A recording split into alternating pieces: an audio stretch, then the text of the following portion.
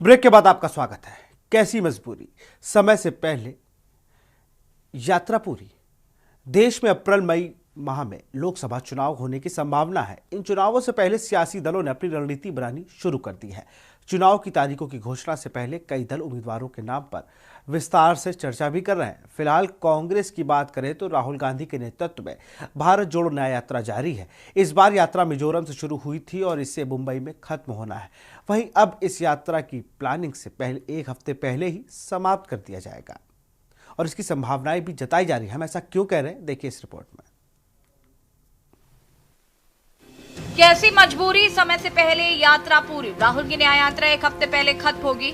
राहुल के पश्चिमी यूपी नहीं जाने की अटकलें। 10 से 14 मार्च के बीच मुंबई में आखिरी दिन। पहले 20 मार्च थी यात्रा पूरी होने की तारीख।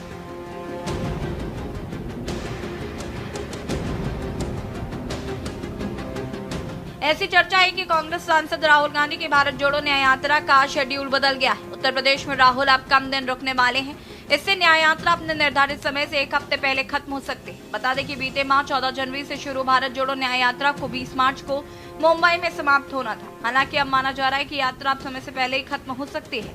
यही वजह है कि यात्रा को थोड़ी तेजी दे दी गई है। पहले एक दिन में 70 किलोमीटर का सफर तय करने की प्लानिंग थी, अब यह 100 किलोमीटर प्रतिदिन के हिसाब से चल रही है।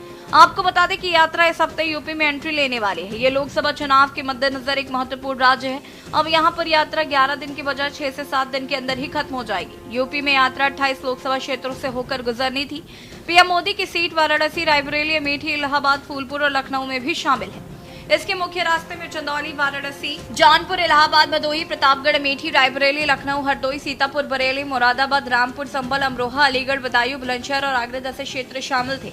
यात्रा पश्चिमी यूपी के ज्यादातर जिलों को छोड़ देगी और मध्य प्रदेश में जाने से पहले सीधे लखनऊ से अलीगढ़ और फिर पश्चिमी यूपी में आगरा तक सफर तय करेगी। हालांकि कांग्रेस के नेता बताते हैं ये योजना इसलिए भी बनाई गई है क्योंकि राहुल गांधी को चुनाव प्रचार के लिए ज्यादा से ज्यादा समय मिल सकेगा। वहीं इंडिया गठबंधन ने इस माह के आखिर में कर्नाटक में अपनी पहली संयुक्त रैली आयोजित करने का फैसला लिया है। नीतीश कुमार की जनता दल, तृणमूल कांग्रेस और आम आदमी पार्टी के पश्चिम बंगाल और पंजाब में अकेले चुनाव लड़ने के फैसले के बाद गठबंधन में काफी उथल पुथल मची हुई है। फिलहाल नया शेड्यूल अभी जारी नहीं हुआ है। हालांकि कांग्रेस सूत्रों के मुताबिक राहुल 19 फरवरी को अमेठी और रायबरेली में रहेंगे, फिर लखनऊ से सीतापुर जाने के बजाय कानपुर और झांसी जाएंगे। कांग्रेस महासचिव प्रियंका गांधी यूपी में राहुल को ज्वाइन कर सकती हैं। यूपी के बाद यात्रा मध्य प्रदेश जाएगी। यात्रा के दौरान राहुल का फोकस अमेठी और वाराणसी पर ज्यादा रहेगा। यूपी में सबसे ज्यादा 80 लोकसभा सीटें हैं, लेकिन साल 2019 लोकसभा चुनाव में कांग्रेस एक सीट पर सिमट गई थी। रायबरेली से केवल सोनिया गांधी को जीत मिली थी। भारत जोड़ो न्याय यात्रा का शेड्यूल। राहुल की भारत जोड़ो न्याय यात्रा 66 दिन, 15 राज्य और 6700 किलोमीटर का सफर। राहुल गांधी ने 14 जनवरी को मणिपुर से यात्रा की शुरुआत की थी। 15 राज्यों और 110 जिलों के 337 विधानसभा सीटों को कवर करने का प्लान है। 15 राज्यों की 100 लोकसभा सीटों को कवर करेगी भारत जोड़ो न्याय यात्रा।